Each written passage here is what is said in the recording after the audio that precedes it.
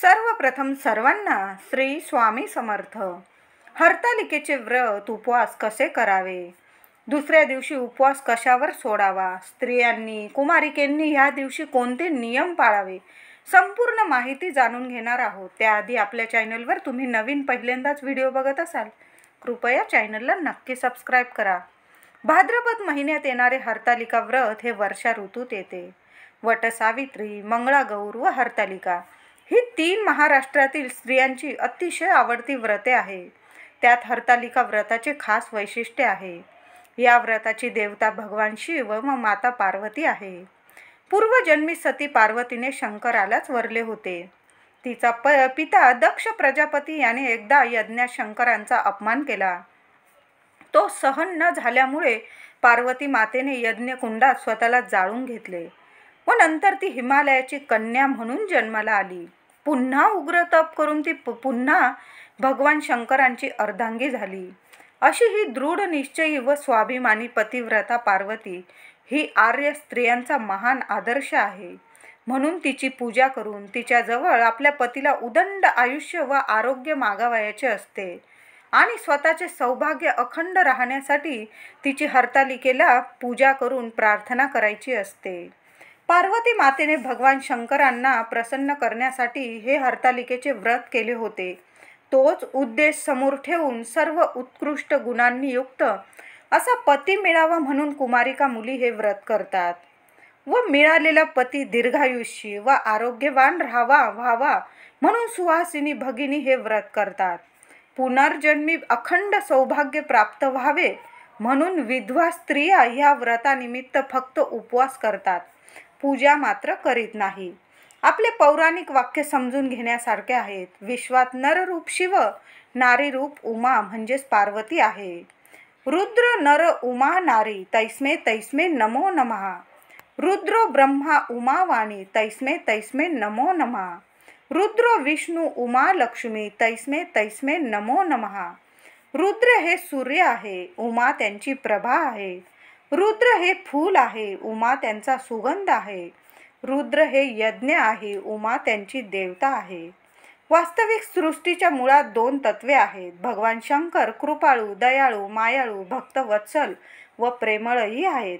यालाच उमा महेश्वर म्हटले जाते.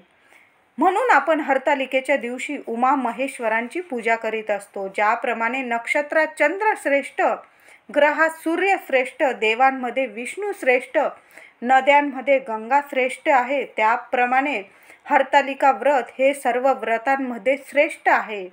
म्हणून या व्रताने मनुष्य पापातून मुक्त होतो. 7 जन्मांचे पातक नाहीसे होते. स्त्रियांचे सौभाग्य वाढते, अखंड राहते. या दिवशी श्री उमा महेश्वरांची पूजा करावी व रात्री जागरण करावे. 11 वेळा भगवान शंकरांचे शिव हर शंकर नमामि शंकर, शिव हर शंकर नमामि शंकर भजन करावे किंवा ओम नमः शिवाय मंत्र जप करा. व्रतांमध्ये श्रेष्ठ असे हरतालिका व्रत आहे. कल्याण करणाऱ्या ऋषभ चिन्ह ज्यांच्या ध्वजावर आहे अशा शंकराला व पर्वत कन्येला वारंवार नमस्कार. आता जाणून घेऊया हरतालिकेला महिलांनी आणि कुमारिकींनी हे व्रत कसे करावे, पूजा कशी करावी आणि नियम कोणते आहे, नियम कोणते पाळावे ह्या दिवशी. तर ह्या दिवशी काळी साडी, काळ्या रंगाचे कपडे, ज्या मुली पहिल्यांदा व्रत करत आहे त्यांनी चुकूनही काळ्या पदराची किंवा काळी साडी अजिबात परिधान करू नका. नवीन साडी घाला ह्या दिवशी, पण काळ्या रंगाची. ज्या बायका असतील व्रत करणाऱ्या किंवा नसल करत व्रत तरी पण ह्या दिवशी काळ्या रंगाचे कपडे टाळावे, घालू नका. ह्या दिवशी कुणाचा अपमान करू नका. लहान असो, मोठे असो, वयोवृद्ध सर्वांचा मान ठेवा. घरातील असो, बाहेरील असो, कुणाचाच अपमान करू नका. ह्याच दिवशी काय मी म्हणेल कधीच कुणाचा अपमान करू नका. आपल्या घरातील कुमारिका असतील, लहान मुली असतील, चुकूनही त्यांच्यावर ह्या दिवशी हात उगारू नका. मी ह्याच दिवशी नाही म्हणत, कधीच हात उगारू नये. मुलांना कधी पण समजावून सांगा. मुली काही वेळा त्रास देतात, वैताग देतात. एखादी चापट आपण मारतो, मी पण मारते काही वेळा. पण ह्या दिवशी अजिबात आपल्या घरातल्या लक्ष्मींचा अपमान करू नका, मान ठेवा त्यांचा. ह्या दिवशी तुमच्याकडं तुमच्या कामवाल्या मावशी येत असतील त्यांना सुद्धा या दिवशी हळदी कुंकू लावून त्यांना चहा पाणी फळं देऊन त्यांचा मान ठेवा. तुमच्या घरातील कुमारिका पहिल्यांदाच हरतालिकेचे व्रत उपवास करत असतील त्यांना नवीन वस्त्र, अगदी साधी का होईना, तुम्हाला परवडेल अशी का होईना, एक साडी किंवा नवीन ड्रेस आपल्या कुमारिका मुलीला नक्की आईने घेऊन द्या. ह्या दिवशी न चुकता साज शृंगाराच्या तिला ज्या वस्तू लागत असतील सामान घेऊन द्या तिला. त्या दिवशी लेकीकडून हरतालिकेची नीट समजावून पूजा करून घ्या. हरतालिका व्रत का करतात तिला नीट समजावून सांगा. ह्या व्रताचे वैशिष्ट्य तिला समजावून सांगा आणि तुम्ही सुद्धा तिच्याबरोबर घरी किंवा मंदिरात नटून ठटून पूजा करा. या दिवशी लाल, पिवळी, हिरवी खास करून या रंगाच्या साड्या नेसाव्या. सौभाग्यवर्धक, सौभाग्यशाली रंग आहे आणि भरभराटीचे रंग आहेत. हे काही विनाकारण काही कटकटी होणार नाही. या दिवशी आपल्या घरात काळजी घ्या. घरातच काय बाहेर सुद्धा कोणाशी कटकट होईल, वादविवाद होतील, अशा गोष्टी टाळा. ह्या दिवशी शांतता राहील याची नक्की काळजी घ्या. हरतालिका व्रत निर्जल करतात. या व्रताचे कठोर नियम असतात. एकदा का हे व्रत धरले तर हे दरवर्षी हरतालिकेचे व्रत विधीपूर्वक करण्याचा नियमच आहे. या दिवशी आपले घर स्वच्छ असावे. आपल्या घरात गोमूत्र शिंपडून द्या. ह्या दिवशी सकाळ संध्याकाळ दोन्ही टाईम घरात दारात गोमूत्र शिंपडून द्या. संध्याकाळी आपल्या घरात कापूर होम करा. कापुराने आरती करा भगवान शंकरांची. कापूर आरती भगवान शंकरांना खूप प्रिय आहे. शास्त्रानुसार हरतालिका व्रत उपवास कुमारिका, सुवासिनी आणि विधवा महिला करू शकतात. विधवा महिलांनी उपवास केला तरी चालेल, पूजा नाही केली तरी चालेल. लांबून मात्र नमस्कार करावा आणि कहाणी मात्र नक्की ऐकावी. हरतालिकेच्या रात्री किमान 12 वाजेपर्यंत तरी आपल्याला जागरण करायचेच आहे. व्रत पूजा सुरू करण्याआधी घरातील वडीलधाऱ्या माणसांचे आशीर्वाद घ्या आणि मग व्रताला सुरुवात करा.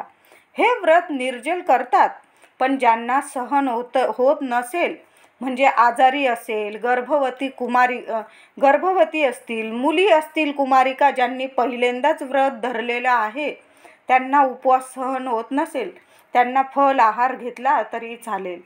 व्रताच्या आदल्या दिवसापासूनच तामसिक भोजन करणे टाळावे. हरतालिकेच्या पूजेत प्रथम गणेशाचीच पूजा करावी, तरच व्रत सुफळ संपूर्ण होतं. ह्या दिवशी हरतालिकेची कथा जरूर ऐकावी. आपल्या 5 मैत्रिणी असतील, जवळ तुमच्या राहत असतील, बिल्डिंगमध्ये, चाळीत, बंगले असतील तुमचे, आजूबाजूच्या 5 मैत्रिणींना तरी जमून एकत्र एकमेकींना हळदी कुंकू लावा. पूजेच्या ठिकाणी 24 तास तरी दिवा चालूच ठेवा. अंधार मात्र होऊ देऊ नका. या दिवशी पान सुपारी मांडून विधीपूर्वक गणपती बाप्पाची पूजा केली जाते. प्रथम गणपती बाप्पाची पूजा, नंतर वाळूने महादेवांची पिंड, पार्वती आणि सखीची प्रतिमा तयार केली जाते. महादेवांच्या प्रतिमेला अभिषेक करून बेलपत्र, शमीपत्र, फुलं आणि वेगवेगळी प्रकारची पत्री अर्पण केली जाते. पत्री अर्पण करणे अत्यंत महत्त्वाचे असते. तेव्हाच तुमचं हरतालिकेचं व्रत संपूर्ण होतं. महादेवांची पूजा केल्यानंतर देवी पार्वती आणि सखींची पूजा केली जाते. त्यांना शृंगारांच्या वस्तू अर्पण केल्या जातात. नंतर आरती आणि कहाणी केली जाते. रात्रभर जागरण करून दुसऱ्या दिवशी सकाळी लवकर उठून पूजेच्या पाटावर देवी पार्वतीला हळदी कुंकू वाहून शिवलिंगावर भस्म वाहून पूजेची सांगता करावी. नैवेद्य दाखवून घ्यावा. वाळूचे शिवलिंग पाण्यात किंवा कुंडीत एखाद्या झाडाच्या ठिकाणी विसर्जित करावे.